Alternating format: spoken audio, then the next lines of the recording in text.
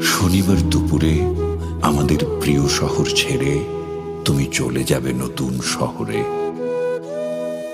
তোমার চলে যাওয়ার খবর ছিল না অজানা, কিন্তু এত শীঘ্রই কখনো ভাবিনি।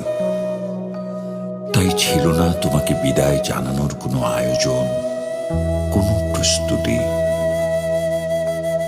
আর যদি দেখা না হয়, এ যেন অনেকটা অন্তিমকালের মতো, শেষবারের মতো আমাকে দেখতে তোমার মন খুব ব্যাকুল। আমি যেন শনিবার দুপুরে বনলতা স্টেশনের বিজয়া বুক স্টলের কোনায় দাঁড়িয়ে থাকি।